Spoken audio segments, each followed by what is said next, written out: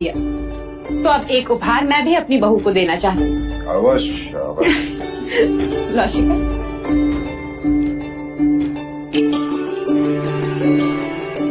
ये क्या है माँ? ये सूत्र कुलगुरु ने तुम्हें पुत्र रत्न प्राप्ति के लिए दिया है। इसे विवाहिता की बाईं हाथ की कलाई में बांधा जाता है। कहते हैं जिस दिन संतान का आगमन संभव हो जाता है, ये सूत्र अपने आप छूट जाता है। माँ, क्या तुम सचमुच इन सब बातों पे विश्वास रखती हो? विश्वास एक परंपरा है सिद्धार्थ, और हमें उन नियमों का मान रखना चाहिए। परंतु समय के साथ उन्हें परिवर्तन होने चाहिए। क्षमा करें, पर कहते हैं हमारे पूर्वज जंगलों में रहते थे, निर्वस्त्र घूमते थे, पर हम सबको वस्त्र पहनते हैं। वो पेड़ों और गुफाओं में सोते थे, हमने हमारे सोने के लिए आवास बनाए। वो शिकार करते थे, हम धान उगाते। परिवर्तन तो सब जगह है, तो इन नियमों में क्यों नहीं? सिद्धार्थ, कुछ बातें ईश्वरीय होती हैं, उन्हें बदलना ठीक नहीं।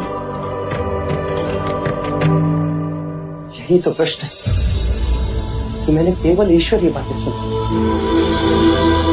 इन बातों को कहते हैं ईश्वर को तो किसी ने नहीं सुना।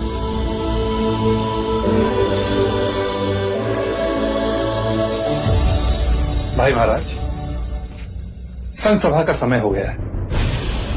अनुज, चलो सदा।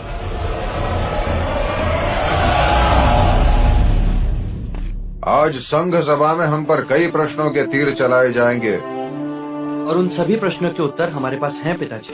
यदि हमारे निष्ठा पर कोई प्रश्न करे तो तुम्हें शांत रहने की कोई आवश्यकता नहीं, चाहे मतदान पर उसका जो भी प्रभाव पड़े। आप निश्चिंत रहें, हमारी प्रामाणिकता ही हमारी शक्ति है पिताजी। मैं राजा शुद्धोधन शाक्य संघ से निवेदन करता हूं कि वो अपने प्रश्न करें। युवराज सिद्धार्थ, आप ही ने युद्ध की व्यूह रचना की थी और आप ही ने बिना किसी से परामर्श लिए युद्ध रोकने का प्रयास भी किया। मैंने केवल प्रयास नहीं किए, युद्ध को रोका है। जहां तक प्रश्न व्यूह रचना का है, वो मेरी शिक्षा का प्रमाण था। युद्ध रोकना मेरी भावनाओं की आवश्यकता थी, और मेरा मंतव्य है कि यदि मैं उस युद्ध को ना रोकता तो दोनों देश के सैनिकों के प्राण जाते, और उस रक्तपात से किसी को कुछ प्राप्त नहीं होता। अपने शत्रु को पराजित करके उसे जीवित छोड़ दिया है। क्या ये राजनीति है? क्या कौशल नरेश पर विश्वास कर सकते हैं कि हम पर पुनः आक्रमण नहीं करेगा? आपके प्रश्न किसी आक्रमण से कम नहीं। प्रसन्नजीत पहले युद्ध में पराजित हुए, उसके बाद हमारा मित्र बने। आप सब जानते हैं मित्रता शत्रुता की विरोधी है। प्रसन्नजीत हम पर पुनः आक्रमण करने से पहले उस युद्ध के बारे में सोचेगा। यही तो खेद की बात है युवराज, सब आपकी तरह नहीं सोचते। अपमान का बदला लेने का प्रण लेकर गया है प्रसन्नजीत। जाते हुए कहकर गया है कि कपिल वस्तु को उध्वस्त कर दूंगा। भविष्य की गर्भ में क्या छिपा है ये कौन जानता है? न आप न मैं। तो फिर हम कल की चिंता क्यों करें? महाराज शुद्धोधन, कौशल से युद्ध के कारण कितनी प्राण हानि हुई है। सवारी और शस्त्र जुटाने में राजकोष खाली हो गया है। क्या आपको इसकी चिंता नहीं है महाराज? परंतु उस समय युद्ध हमारी प्राथमिकता थी। तो विजय के पश्चात आज तक आपने प्रसन्नजीत से युद्ध का खर्च क्यों नहीं लिया महाराज? शीघ्र ही लेंगे। तब जब प्रसन्नजीत हम पर पुनः आक्रमण कर देगा तब? हाँ बोलिए बोलिए। विवाहगत प्रसन्नजीत को आमंत्रित कर आपने अपनी मनमानी की। युद्ध से पहले प्रसन्नजीत हमारा शत्रु था, और युद्ध के पश्चात हमारा मित्र, और मित्र को विवाह में आमंत्रित करना हमारा कर्तव्य था। वाह युवराज, और युद्ध में जितने शाक्यों ने अपने प्राण दिए उनके प्रति आपका कोई कर्तव्य नहीं। केवल व्यर्थ बातें करने का कोई अर्थ नहीं। यदि आप शाक्य शूरवीरों के बलिदान को सम्मानित करना चाहते हैं तो बताइए, आप में से कौन है? कौन है जो उन घायल सैनिकों की पीड़ा पूछने गया?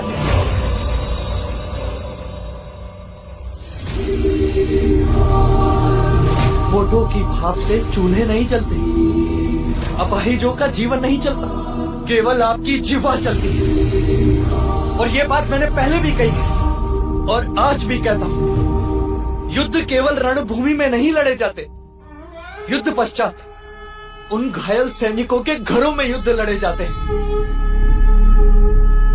आप तो केवल इस तलवार का रक्त पहुंचकर अपनी विजय की गाथा का शौर्यगान करते हैं, लेकिन वो अपाहिज, वो निराधार अपना जीवन अंधेरे में व्यतीत करते हैं।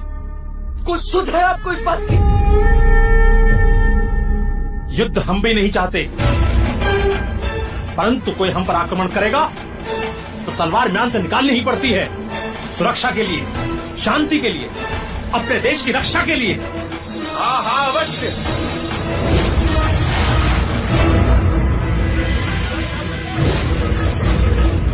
ये तलवार शांति नहीं देती, केवल रक्त बहाती है।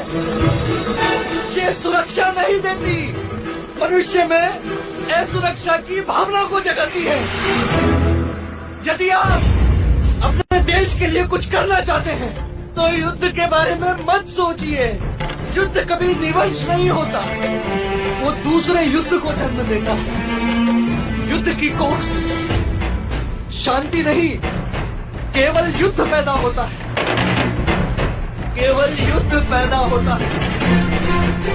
आज मैं संघ से प्रार्थना करते हुए यही कहना चाहता हूं कि मैं हमेशा शांति का साथ दूंगा, चाहे युद्ध लड़ने वाले मेरे साथ हो या नहीं।